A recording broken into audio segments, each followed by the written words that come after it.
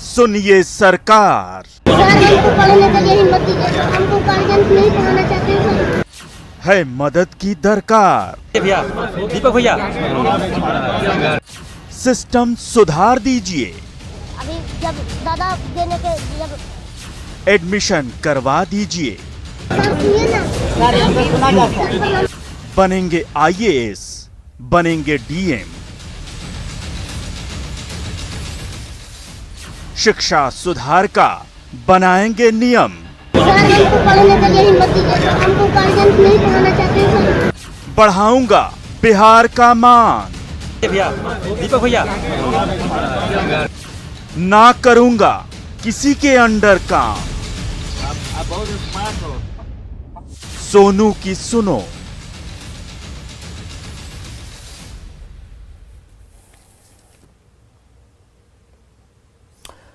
चलिए, आप देख रहे हैं बहस बिहार की और आपके साथ मैं हूं विवेक। समय बदल गया है, लेकिन बातचीत वैसे ही होगी, बहस वैसे ही होगी। थोड़ा सा समय इसे देने की जरूरत थी, क्योंकि बात थी बिहार की, बिहार के मुद्दों की, तो जरूरी यह है कि थोड़ा समय दिया जाए, खासकर उन मेहमानों को जो हमारे साथ आते हैं, कुछ हमें भी कहने का मौका मिले। और खासकर जितने लोग सोशल मीडिया पर इस वक्त जुड़े हैं, उनसे एक अपील करना चाहेंगे कि आप कमेंट बॉक्स में, अगर इस कार्यक्रम को देख रहे हैं तो कमेंट बॉक्स में अपने सवालों को जरूर भेजें, ताकि ये सवाल हम रिपीट कर पाएं, बता पाएं। इसलिए जितने लोग फेसबुक पर हैं, यूट्यूब पर हैं, इस कार्यक्रम को देख रहे हैं, इस कार्यक्रम से जुड़े हुए हैं, उनसे अपील है कि आप लगातार इसे वॉच करें, देखें, अपने सवाल अगर आपके मन में कुछ हैं तो पूछें, सोनू की तरह। तो सोनू की सुनो इसलिए हमने रखा क्योंकि सोनू को हमने आज बुलाया, इसलिए भी कि सुशील कुमार मोदी के पहुंचने, कल्याण दीघा पहुंचने से पहले, नालंदा पहुंचने से पहले हमने ये अपील की कि भाई सोनू को बुलाया जाए। इसलिए जानना जरूरी है कि सोनू को अब तक मिला क्या। सोनू तो मांग कर रहा है, सोनू अब एक सेलिब्रिटी बन चुका है, मसाला बन चुका है, लोग उसे अलग अलग तरीके से अलग अलग प्लेटफॉर्म पर बेच रहे हैं। हम ऐसा नहीं कर रहे, हम चाह रहे हैं कि उसकी आवाज पहुंच जाए वहां जहां से उसे मदद मिल जाए, जिस मदद की दरकार उसे है। शनिवार से 11 साल का एक बच्चा सुर्खियों में है। छोटे से बच्चे ने मुख्यमंत्री के सामने बड़ी ही साफगोई से अपनी बात रखी थी, सिस्टम का पूरा सच बताया था, जिसके बाद न्यूज 18 उस बच्चे की आवाज बना और आज उस बच्चे की मांग को मुकाम मिला है। एक छोटी सी रिपोर्ट देखते हैं, उसके बाद बहस को जारी रखते हैं। सुनिए ना, हमको पढ़ने के लिए हिम्मत दीजिए, हमको गार्जियन नहीं पढ़ाना चाहते हैं। शनिवार को अपनी पत्नी की 16वीं पुण्यतिथि पर सीएम नीतीश कुमार नालंदा के कल्याण बिगहा पहुंचे थे, जहां मुख्यमंत्री ने कल्याण बिगहा के लोगों से जनसंवाद किया था और उनकी समस्याएं सुनी थी। इसी कार्यक्रम में अपनी बात लेकर 11 साल का बच्चा सोनू कुमार भी पहुंचा और उस भीड़ में सोनू ने मुख्यमंत्री का ध्यान खींचा था। इस बच्चे ने सीएम नीतीश कुमार के सामने बड़ी ही साफगोई से अपनी बातें रखी थी। कोई अच्छे से स्कूल में एडमिशन करवा दे, और सरकारी स्कूल में तो हम कहते ही नहीं जाना चाहेंगे सर, क्योंकि उसमें एकदम नहीं पढ़ाया होता। हम सर को भी हम देखें, इंग्लिश उनको नहीं पढ़ने आता है। अपनी बेबाकी की वजह से रातों रात सुर्खियों में आए सोनू को अब सहयोग मिलने लगा है। मंगलवार को राज्यसभा सांसद और बिहार के पूर्व डिप्टी सीएम सुशील कुमार मोदी सोनू के गांव नीमा कौल पहुंचे, जहां उन्होंने 11 साल के सोनू से मुलाकात की। सुशील मोदी सोनू की काबिलियत से इतने प्रभावित हैं कि उन्होंने सोनू को गमछा ओढ़ाकर और मिठाई खिलाकर आशीर्वाद दिया। सुशील मोदी सोनू को पढ़ाई लिखाई के लिए हर महीने 3000 रुपए की मदद करेंगे। बहुत जल्द नवोदय विद्यालय में सोनू का एडमिशन भी हो जाएगा। नवोदय विद्यालय में इसका नामांकन हो जाएगा। डीएम साहब ने मुझसे कहा है कि नवोदय विद्यालय में अगर चाहेगा तो हम करा देंगे, और मुझे खुशी की ये नवोदय विद्यालय में पढ़ना चाहता है। और मैंने इसको ये कहा है कि इसकी पढ़ाई में जो भी कुछ खर्च होगा, मैं व्यक्तिगत अपने तौर से इसके खाते में हर महीने, और जो एक निश्चित राशि होगी 2000 हो 3000 रुपया हो, वो मैं इसको हर महीने इसके खाते में दूंगा, ताकि किसी भी प्रकार का कॉपी, किताब, कपड़े के लिए, बाकी के लिए किसी तरह की कोई कठिनाई नहीं है। सीएम से मिलने के बाद सुर्खियों में आए सोनू से लालू के बड़े लाल तेज प्रताप ने वीडियो कॉलिंग के जरिए बात की। सोनू को तेज प्रताप ने मदद के लिए फोन किया था, लेकिन सोनू के जवाब ने तेज प्रताप की बोलती बंद कर दी। क्या डॉक्टर बनोगे कि इंजीनियर बनोगे, क्या बनना है? IAS बनना है सर। ठीक है, IAS बनना, मेरे अंडर में काम करना जब हम बिहार सरकार में आएंगे तो। ठीक है, तब तक तुम्हारा एज भी हो जाएगा। सर हम अंडर में नहीं, हम किसी के अंडर में काम नहीं करते सर। अगर हम IAS बनते हैं आपका भार रख सकते हैं सर। शनिवार को सीएम के सामने सोनू ने अपनी बात रखी, जिसके बाद न्यूज 18 सोनू की आवाज बना और महज 4 दिनों में सोनू को उसका हक मिल गया। न्यूज 18 के लिए नालंदा से अभिषेक कुमार और पटना से अमित कुमार की रिपोर्ट। चलिए, इस रिपोर्ट को देखने के बाद सोनू ने सबकी आंखें खोल दी होंगी, खासकर उन अधिकारियों की। एक से पहले जब हमारे साथ सोशल मीडिया पर सोनू को हमने जोड़ा था तो सोनू ने कहा था कि भाई सरकारी स्कूल को हमने तो हाथ जोड़ लिया, मुख्यमंत्री के सामने हमने अपनी बात कह दी, लेकिन हमारे जिले के डीएम साहब के बच्चे क्यों नहीं पढ़ते, मंत्री विधायक के बच्चे क्यों नहीं पढ़ते। सवाल तो बिल्कुल जायज था, लेकिन इस पर सबने चुप्पी साध ली। सवाल 100% का है कि आखिर मंत्री और अधिकारी के बच्चे क्यों नहीं पढ़ेंगे सरकारी स्कूल में। और हर बजट में एक बड़ा प्रावधान, बड़ी राशि का होता है कि आप स्कूल बनवाएंगे, बेंच लगवाएंगे, सुविधाएं देंगे, अच्छे शिक्षक देंगे और नई तकनीक से बच्चों को पढ़ाएंगे। अब सेंट बोरिस आपने बना दिया, सरकार अगर सुन रही है तो जरा सुने, आपने सेंट बोरिस बना दिया, बोरा बिछाकर बच्चे पढ़ रहे हैं और ठंड में, गर्मी में, हर तरफ से, हर मौसम की मार झेल रहे हैं। हमारे साथ सभी लोग मौजूद हैं। अजय यादव आरजेडी प्रवक्ता हमारे साथ हैं, अरविंद निषाद जेडीयू प्रवक्ता हैं, प्रोफेसर नवल किशोर चौधरी शिक्षाविद हमारे साथ हैं, डॉक्टर संजय कुमार वरिष्ठ पत्रकार हमारे साथ हैं और सोनू हमारे साथ मौजूद है। सोनू, बहुत बहुत स्वागत है आपका। ये दूसरी बार है सोनू, ये दूसरी बार है जब हम आपसे बात कर रहे हैं, जरूरी हो गया है भाई। कैसे हैं आप?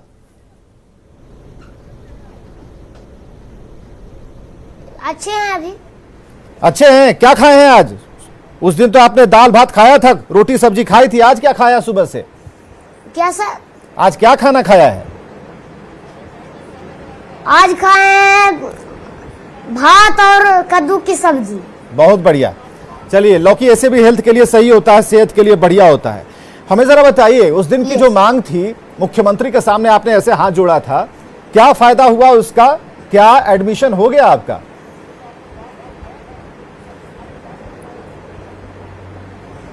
सर अभी माननीय पूर्व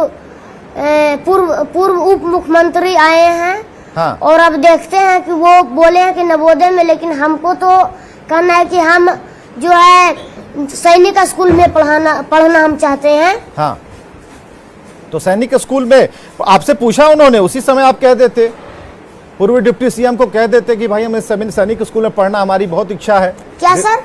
आप पहले ही उन्हें बता देते नवोदय में नहीं पढ़ेंगे, सैनिक स्कूल में पढ़ेंगे, इसके लिए व्यवस्था कर दीजिए। यस सर, मैं वहां पर नहीं बोल पाया क्योंकि मैंने थोड़ा सा वहां पर जैसा अच्छी हो गया था, नर्वस हो गया था, इसलिए क्योंकि उतना लोग थे और उसमें भी उनसे कभी मिले नहीं थे। तब तो आपने कहा था कि मुख्यमंत्री से लेकिन सर हम एक बात उनसे बोलना चाहते। तब तो आपने कहा था कि मुख्यमंत्री को देखकर डर नहीं लगता, उनके बॉडीगार्ड को देखकर मैं थोड़ा सा सहम जाता हूं। तो आज सुशील कुमार मोदी को देखकर क्यों डर गए? अपनी बात रख देनी थी। आप तो बहुत अच्छा कहते हैं, बोलते हैं।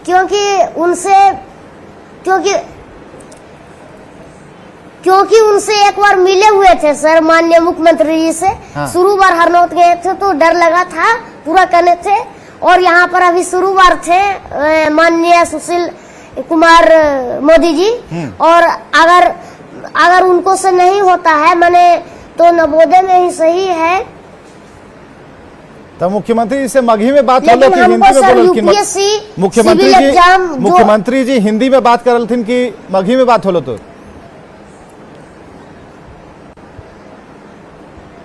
हिंदी में बात कर रहे थे सर।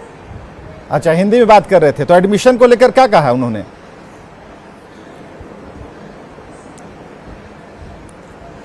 एडमिशन देने का मैंने बोले डीडीसी साहब को कि इसका एडमिशन करवा दीजिएगा। मंगल को वो डीडीसी साहब हमारे सरथा पंचायत के मुखिया जी, माननीय मुखिया जी के साथ बुलाए थे, लेकिन जा नहीं पाए क्योंकि डीडीसी साहब ने थोड़ा टाइम चेंज कर दिया था।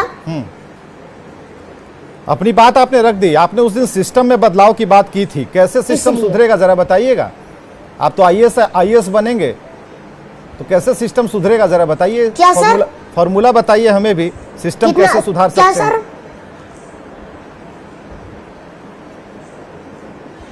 देखिए सर, सबसे पहला है हम लोग का शिक्षा, जो कि शिक्षा सबसे पहले सुधर सकता है आपका दबाव डालने से। जैसे हेड मास्टर से एक दिन सभी जिला के डीएम मीटिंग करें कि क्या मैंने आप लोग को पढ़ाना है या नहीं भाई, उनसे पहले राय ले लें कि उनको क्या दिक्कत है।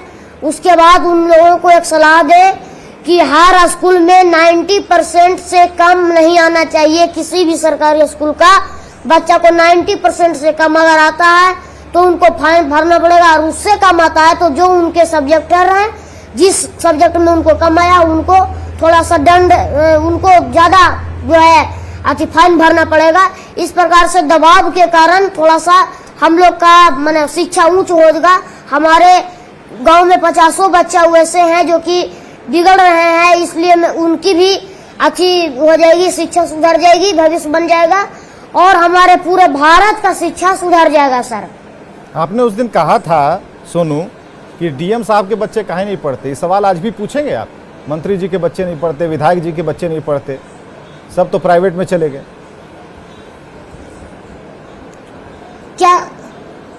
क्या सर? हम कह रहे हैं सोनू कि डीएम साहब के बच्चे नहीं पढ़ते, सबके बच्चे बड़े बड़े स्कूल में पढ़ते हैं, कोई सरकारी में पढ़ना ही नहीं चाहता, पढ़ाना ही नहीं चाहता।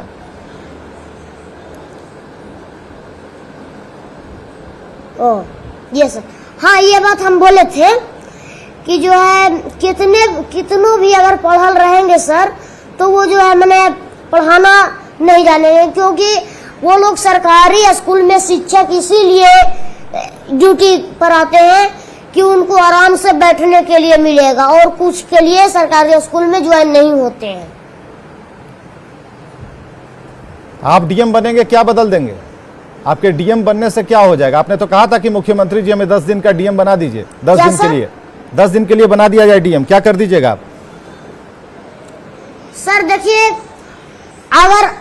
अगर मैं डीएम बनता हूं तो मैं सबसे पहले तो अपने प्रखंड में, चाहे किसी के भी प्रखंड में जा करके मैं सब जितना भी वहां पर हेड मास्टर हैं, सबसे पहले मैं उनकी मीटिंग लगाऊंगा, बोलूंगा भाई क्या परेशानी है बताइए आप लोग, और कोई परेशानी है तो बिना डरे हुए हमसे बोलिए, हम अभी आपको कुछ नहीं करेंगे।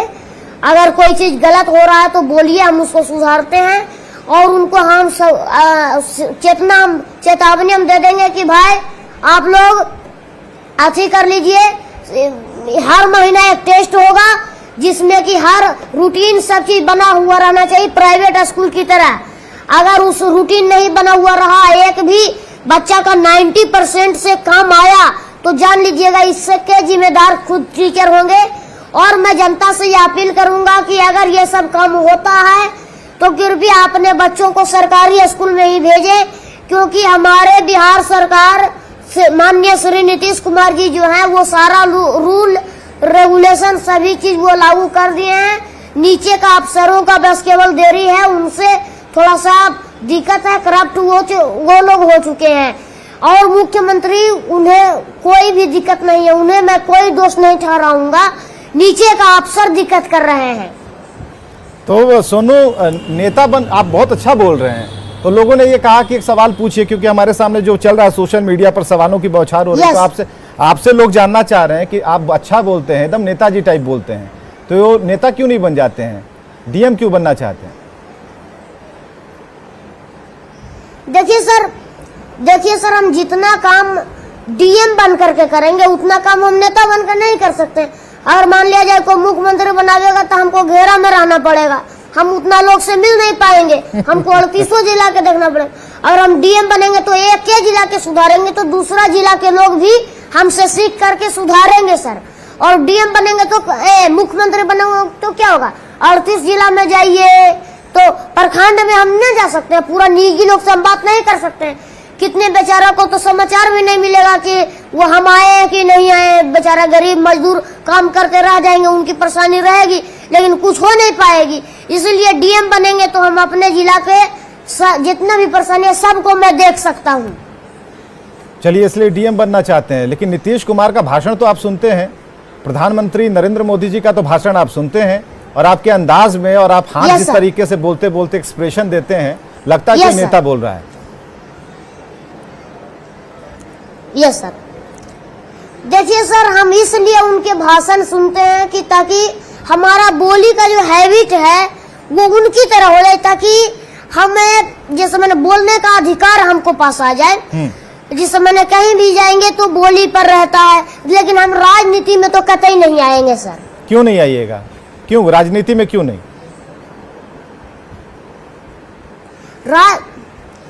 राजनीति में जैसे कोई काम हम करेंगे तो विपक्षी पार्टी ये मुद्दा उठाएगी, वो मुद्दा उठाएगी, मैंने हमको काम नहीं करने देगी, वो मुद्दे उठते उठते परेशान रहेंगे। विपक्ष तो आप हम डीएम क्या रहेंगे, सदन में कहेंगे अगर कि आप हमको डीएम 10 रहेंगे बार तभी तो विपक्ष लुंगी कहेगा उठा कि ये के डीएम सदन सही काम जाएंगे, नहीं कर रहा आवेंगे। है। विपक्ष तो तभी पूछेगा ये डीएम सही काम नहीं कर रहा, जिले का विकास नहीं कर रहा है। लेकिन सर डीएम बनेंगे तो हम अपने जिला के ना 38 जिला के हम भागीदार नहीं ना रहेंगे।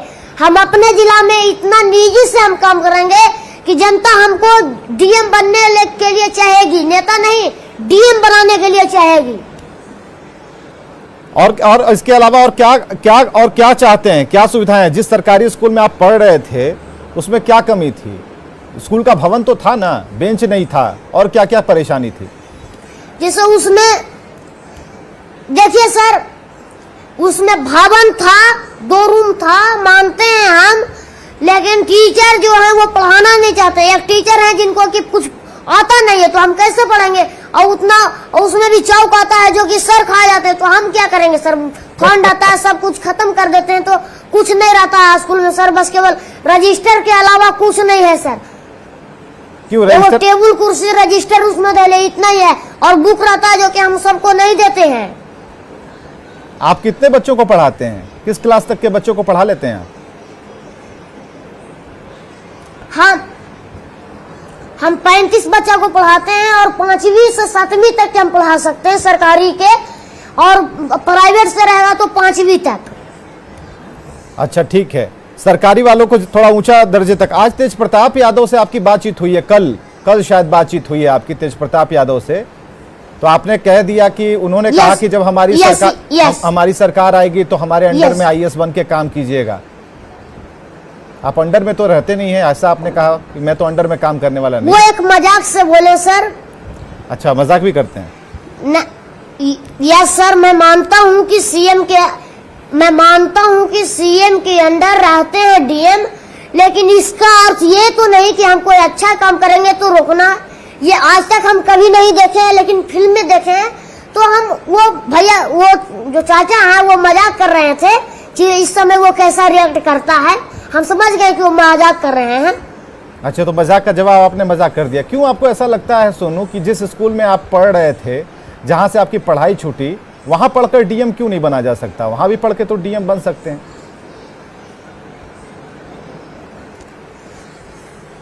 नहीं सर, वहां अगर हमको बेस मजबूत नहीं होगा तो हम आगे चलते चलते हमारा सीढ़ी टूट ना जाएगा, तो हम गिर जाएंगे नीचे, आगे चढ़ ही नहीं पाएंगे। ये तरीके की बात आपने की, बहुत अच्छी बात आपने कही है कि बेस मजबूत होना बहुत ज़रूरी है।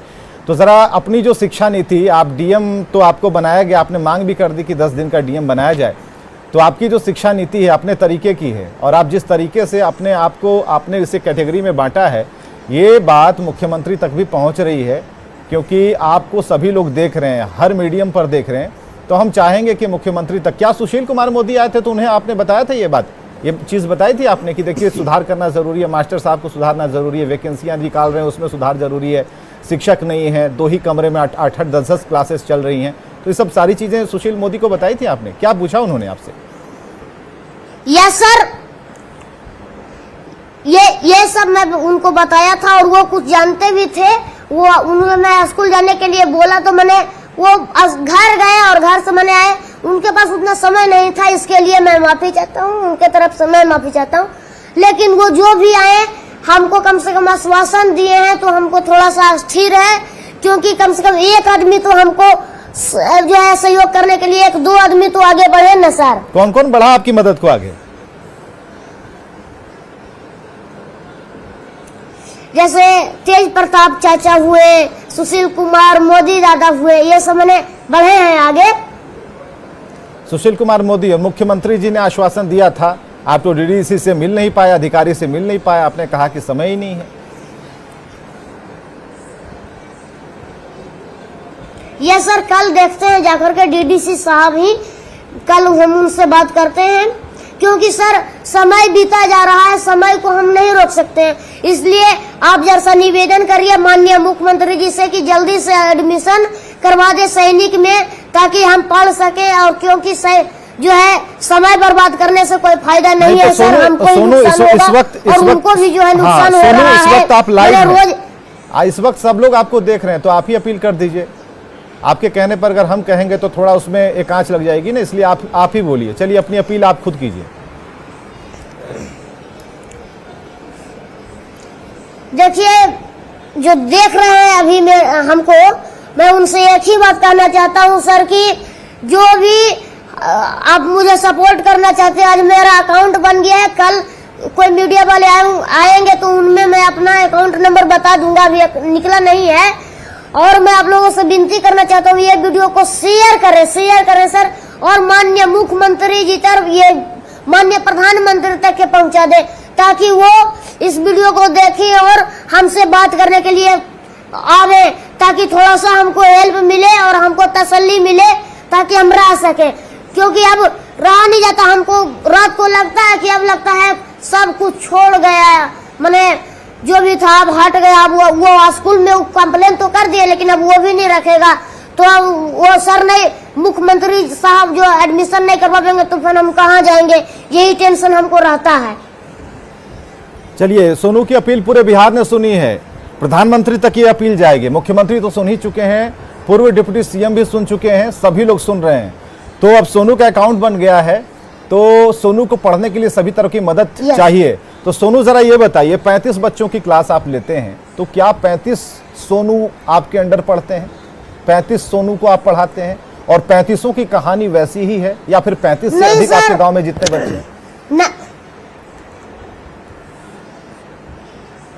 नहीं सर, देखिए मैंने 35 बच्चा है, तो उसमें से सब जो है पैसा देने के लिए उतना राजी नहीं होता है।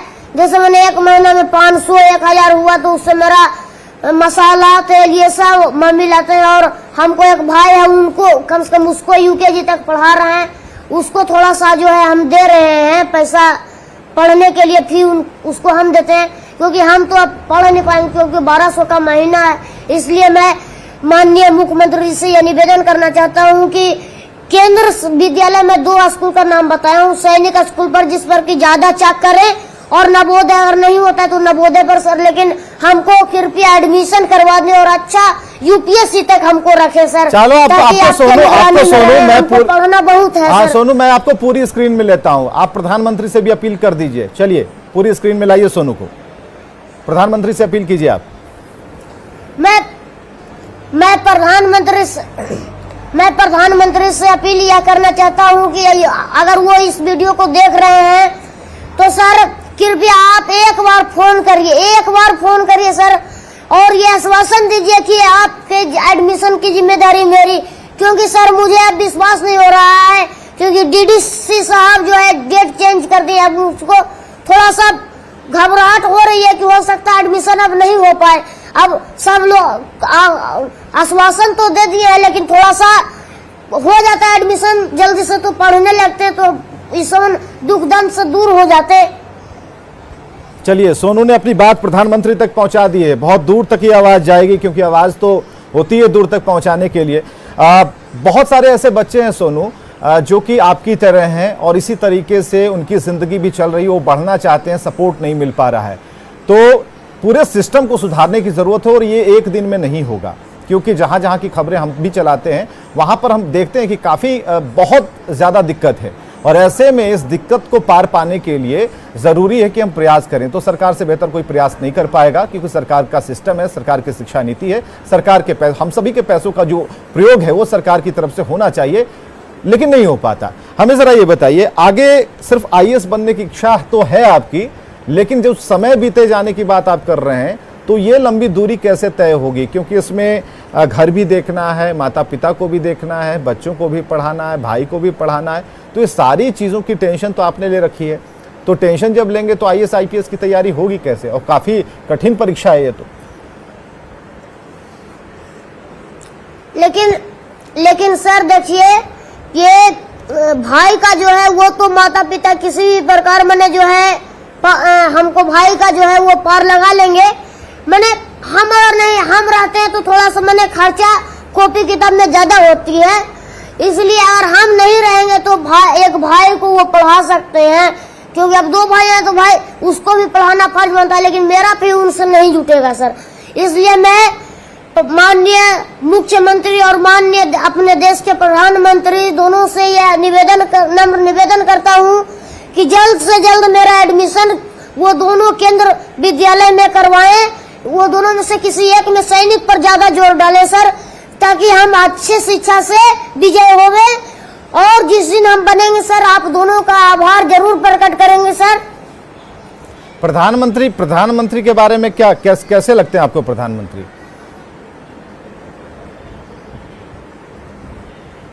प्रधानमंत्री तो बहुत अच्छे लगते हैं और स्वभाव के भी वो अच्छे हैं, और जो है हम उनके बारे में अभी तक ज्यादा कुछ जानते नहीं, लेकिन ये जानते हैं कि वो काम बहुत अच्छा किए हैं। जितना भी रूल रेगुलेशन किए हैं, लाए हैं, बनाए हैं, सभी से हम लोग को बहुत फायदा है। चलिए, प्रधानमंत्री के बारे में अभी तक तो बात नहीं हुई है, लेकिन जितना जानते हैं उसमें ऐसा लगता है सोनू को कि ये बढ़िया उन तक अपनी अप्रोच रख सकते हैं, अपील जो इनकी पहुंची है। कई लोग और हैं आपसे बात करना चाहते हैं सोनू, हमारे साथ कई गेस्ट हैं। एजा यादव जी RJD से हैं, अरविंद निषाद जी JDU पार्टी से हैं, प्रोफेसर नवल किशोर चौधरी जी हैं, और प्रोफेसर नवल किशोर चौधरी के अलावा डॉक्टर संजय कुमार जी हैं।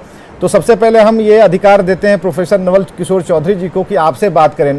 प्रोफेसर नवल किशोर चौधरी जी, आप सबसे अभी हमारे पैनल में सबसे बुजुर्ग हैं, और ज़रूरी है कि सोनू से आप अगर कुछ जानना चाहते हैं, पूछना चाहते हैं, तो हम सोनू से आपकी बात करा रहे हैं। सर्वप्रथम मैं सोनू को बधाई देता हूं और शुभकामना देता हूं कि वह जीवन में आगे बढ़े और आदर्श के रूप में समाज के सामने आए, जिनको देखकर उनके जैसे बच्चे में आगे बढ़ने की, बिल्कुल आगे बढ़ने की ललक पैदा होगी। सोनू, आपने सुना कि किस तरीके से जो बड़े भी हैं आपके, वो जरूर कह रहे हैं कि आगे बढ़ने की प्रेरणा आपसे मिलेगी, और उनकी आवाज आप बन रहे हैं, और लगातार आपकी जो कंठ में से जो ध्वनियां निकल रही हैं, और भी बच्चे सामने आएंगे, और भी बच्चे अपनी बात रखेंगे। लेकिन जो कॉन्फिडेंस आपने पैदा किया है, जो हिम्मत आपने दिखाई है कि सीधे जाकर CM से अपनी बात रखने की, आप रो रहे थे उस दिन सोनू, जिस दिन मुख्यमंत्री से आपकी मुलाकात हो रही थी, आप चारों तरफ देख रहे थे, कुछ तलाश रहे थे, मुख्यमंत्री को ढूंढ रहे थे।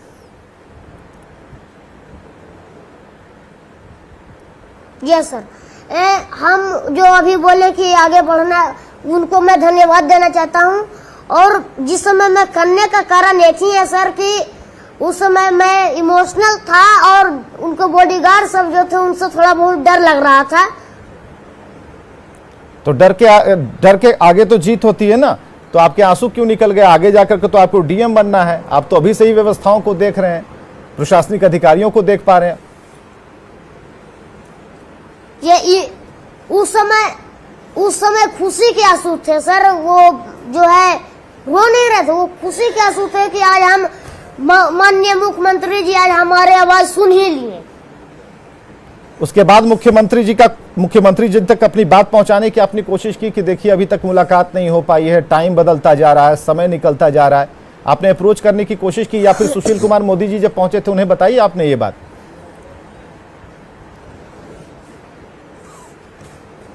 यस सर, वो मैंने बताया था कि जितने भी परेशानी है मैं उनको बताया था, और मैं उनसे ये भी अभी भी निवेदन करना चाहता हूं कि सर जो आपने आश्वासन दिया है उसको जरा थोड़ा सा जल्दी पूरा करें सर, ताकि हमको भी पढ़ने का है और सिलेबस वहां पर आगे चल जाएगा सर। चलिए, सिलेबस आगे चला जाएगा, सोनू की इस बात की फिक्र है। डॉक्टर संजय कुमार वरिष्ठ पत्रकार हमारे साथ हैं। डॉक्टर संजय कुमार जी, माफ कीजिएगा कि आज सोनू को ज्यादा सुनना है हम सभी को, क्योंकि हम सभी बड़े हैं सोनू से, और जो सबसे बड़े हैं उन्होंने उसे शुभकामनाएं दे दी हैं। तो डॉक्टर संजय कुमार, आप सोनू से क्या कहना चाहते हैं? आपको ला रहे हैं हम स्क्रीन पर।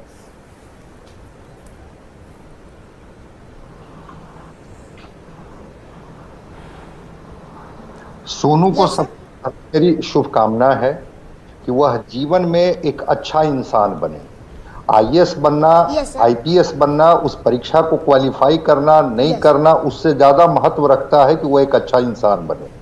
और दूसरी चीज कि सोनू ने जो शिक्षा के महत्व को समझा कि शिक्षा ही वह ताकत है जो हमें जीवन के हर उस ऊंचाई तक ले जा सकता है जहां से हम समाज की बेहतरी के बारे में सोच सकते हैं।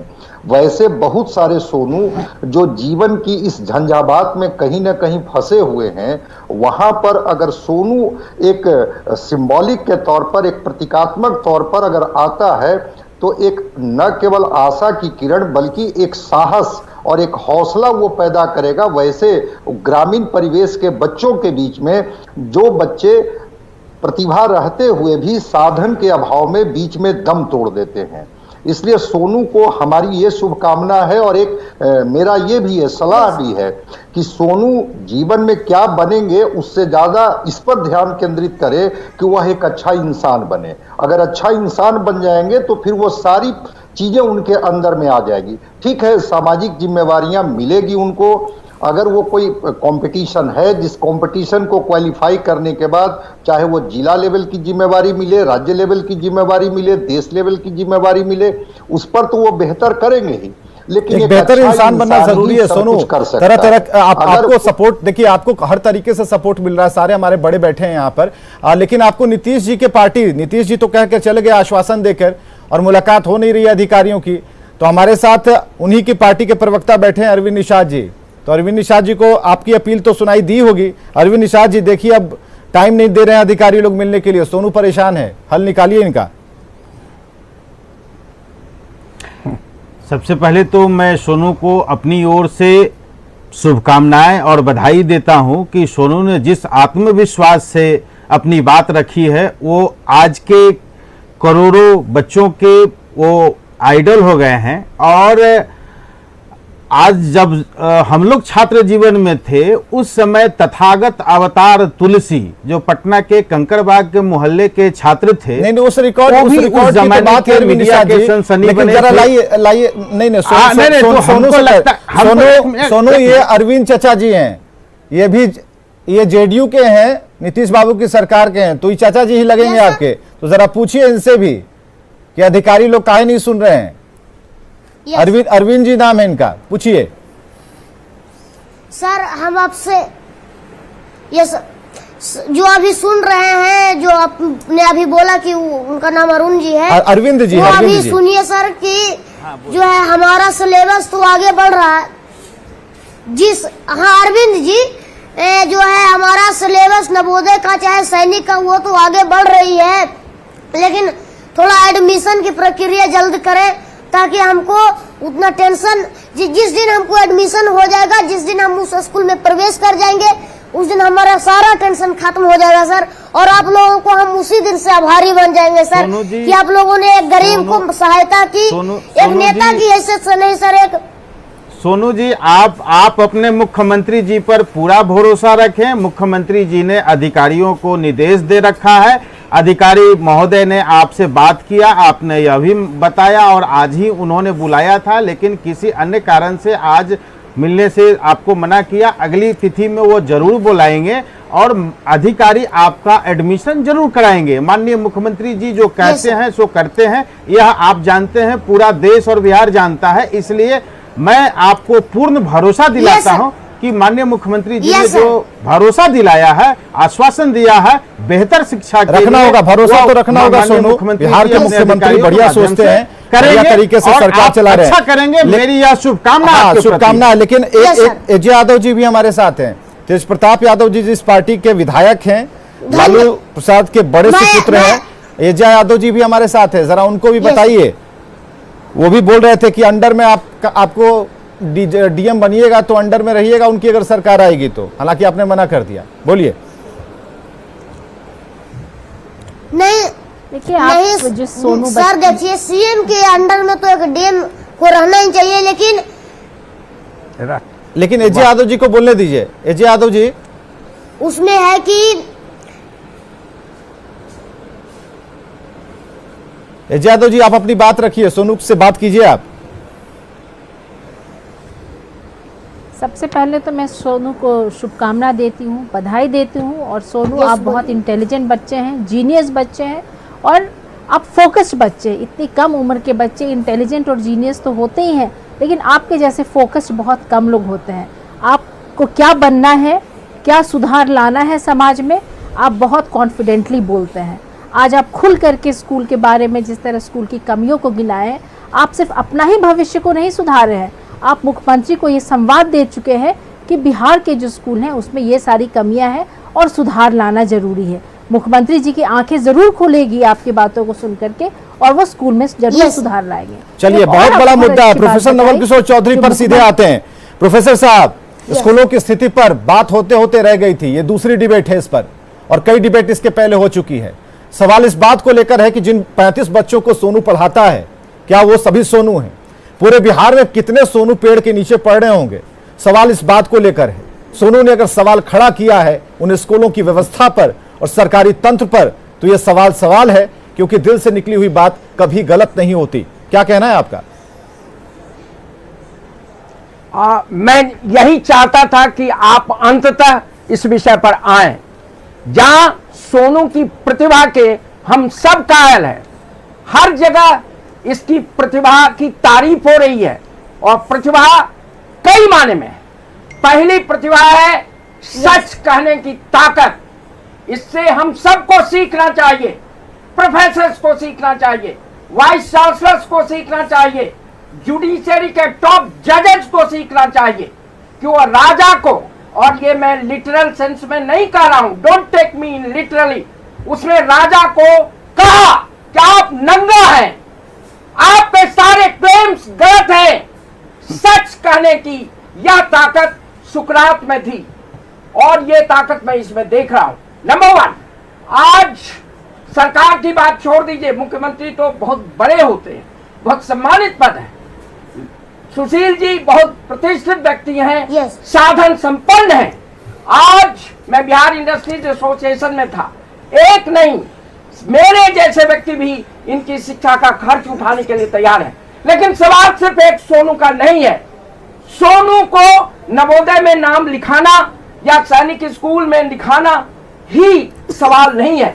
आज बिहार सरकार चाहे तो इनको हैरो में, जहां जवाहरलाल नेहरू पढ़ते थे, वहां भेजकर पढ़ा सकती है, लेकिन यह समस्या का निदान नहीं है।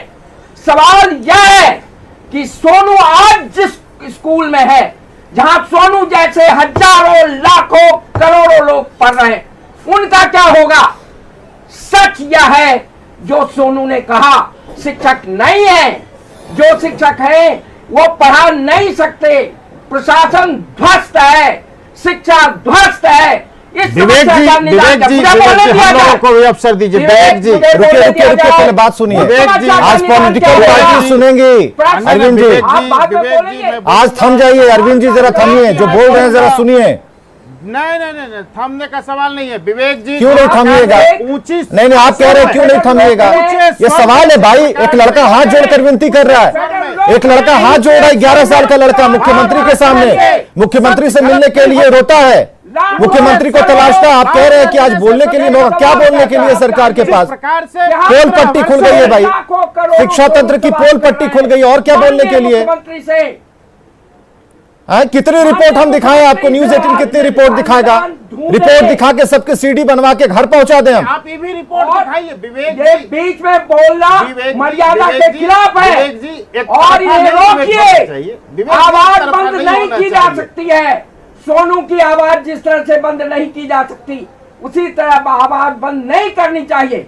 सवाल लाखों करोड़ों सोनू का है जो सरकारी स्कूल में पढ़ते हैं और उन्हें शिक्षा नहीं मिलती है। नहीं मिलती है, बिल्कुल सही है।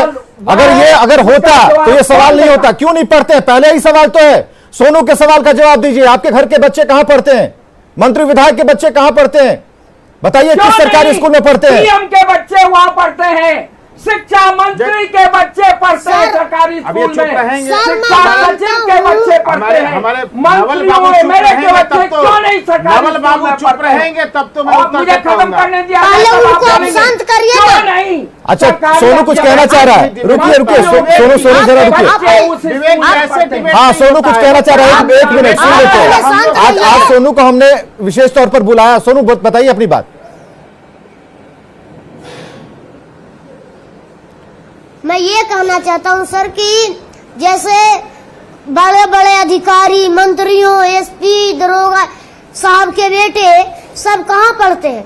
सब जो है प्राइवेट में पढ़ते हैं, अच्छे अच्छे बड़े बड़े स्कूल में पढ़ते हैं, और हम लोग गरीब एक सरकारी में भी पढ़ते हैं तो उसमें भी संतुष्ट नहीं है, क्योंकि उसमें भी पढ़ाई नहीं होती है। और मैं आप लोगों से हाथ जोड़कर निवेदन करता हूँ कि ये जो नवोदय चाहे सैनिक है, इस दोनों में से सैनिक पर ज्यादा जोर डाल करके उसमें एडमिशन जरूर करवाएं सर। और मैं आप ही लोग से, आप बोलते हैं ना कि मंत्रियों के बेटा सरकारी में पढ़ते हैं, अरे भाई वो भी सरकारी में नहीं प्राइवेट में पढ़ते हैं। और बताइए दीपक सर जो हमारे स्कूल में है, उनको पढ़ने तो आता नहीं है, वो पास कैसे हुए आखिरकार? पास आखिरकार हुए कैसे, ये बताइए। तो